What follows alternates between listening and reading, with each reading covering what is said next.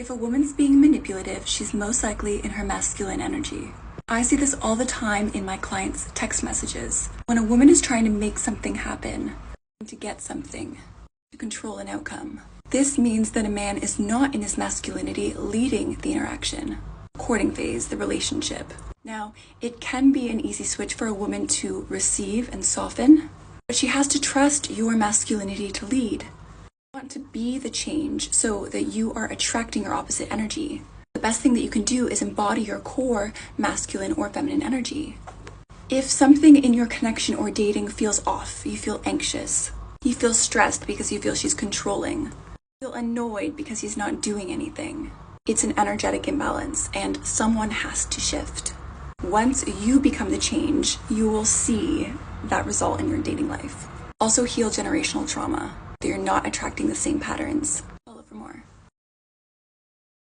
Oh, here we go again. The classic blame game where women like her want to flip the script and point fingers at men for not being masculine enough to lead when they're acting manipulative. So let me get this straight. Because a woman is being manipulative, it's somehow the man's fault for not leading in the right way? That's a twisted logic if I've ever heard one. What she's failing to see is that if a man tries to lead in a way that's actually masculine, strong, firm, decisive, he's more likely to get the cops called on him than to get any appreciation. Modern society has demonized masculine leadership to the point where any attempt to take charge is automatically seen as toxic or abusive. So the solution is supposed to be for men to just lay back and let the woman be in control, even when she's being manipulative. That's not leadership. That's surrendering to someone's bad behavior and pretending it's okay. But here's the real kicker. If a woman is being manipulative, it's a glaring red flag that she's being insincere. Manipulation isn't just a behavior. It's a warning sign that someone is only concerned with their own agenda and doesn't have your best interests at heart. If someone's actions don't align with their words, and they're only pretending to care about you to get something they want, that's not someone who's worthy of your time or trust. You can't build anything genuine with someone who's constantly scheming or playing games. The sooner you cut ties with people like this, the better. Why waste time trying to fix someone who's clearly never going to meet you halfway? It's way more productive to walk away and protect your own peace than to let someone keep manipulating you.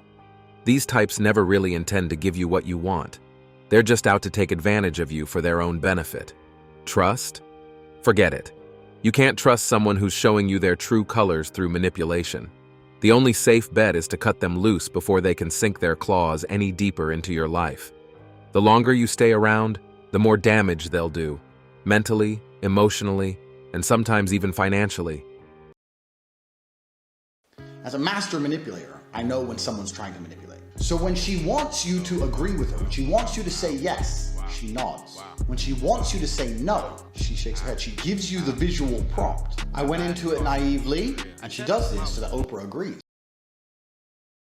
Maybe it's time we stop sugarcoating toxic behaviors and start calling them out for what they really are. Manipulative actions designed to push buttons, provoke reactions, and create the very drama society claims to hate. But nope, instead, we've got a culture that hands out free passes to this nonsense, as if it's just part of the game. Quite early, men decided to dominate females. Not in a sexy way. Not in a like, oh, that's a great bedroom etiquette kind of way.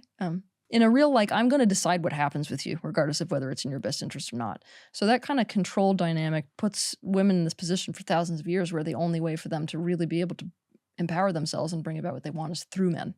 Now, if that's the only way they can do it, they got to manipulate the men around them. They got to manipulate the women around them too. So they're manipulative as hell. And to get a woman to recognize their manipulation, be honest and straightforward and assertive instead is very difficult. But it's the way forward for women. Dominate or protect? Well, it's probably a little of both, but let's get one thing straight. The whole dominance thing didn't just come from some brutal, unprovoked desire to rule over women. No, it came with some serious perks for men, like not having to worry about fighting off wild beasts or defending against raiders. It meant being the first to escape when the boat was sinking. And yeah, it came with the responsibility of protecting, but also with a whole lot of survival benefits that women didn't have to think twice about. Men weren't just dominating for kicks. They were literally protecting women from physical threats and environmental dangers. It wasn't some ego trip, it was a survival strategy. But here's the twist.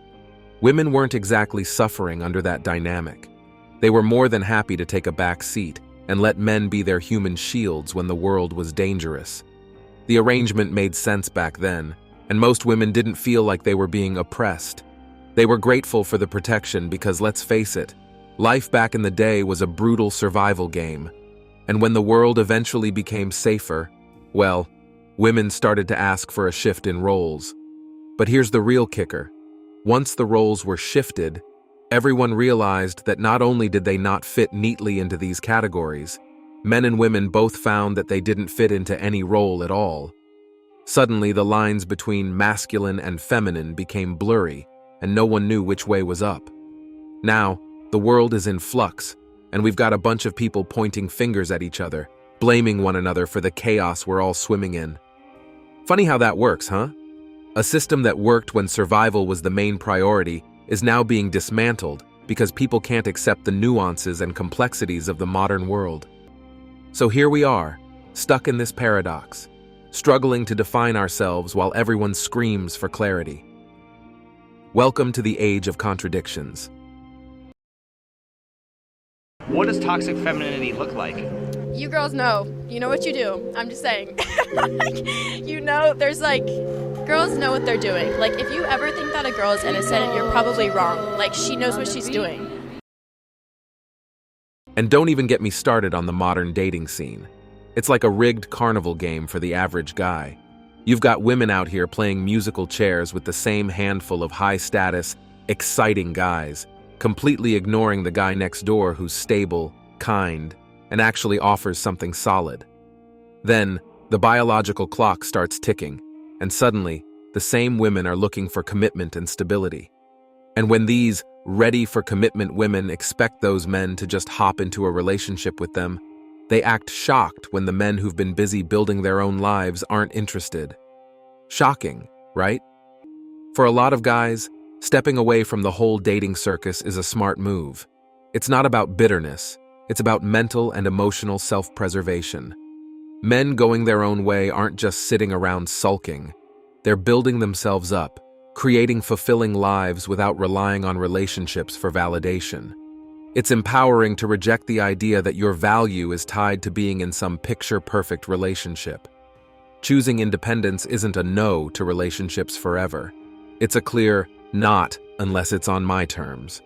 And you're right, time is definitely on the side of men who commit to themselves. By the time they hit their 30s, they're often in a much better place financially, emotionally, and physically. The goal isn't to race towards societal expectations. It's to wait for something real. And if it doesn't come along, well, they've already got a full, rewarding life without anyone else's approval. And that's it for today on Sigma Traits. Make sure you hit that like button, smash that subscribe button, and don't forget to ring that notification bell. Support this channel through membership. You can also support through PayPal link in the description. Let us know your thoughts in the comments below. See you all tomorrow.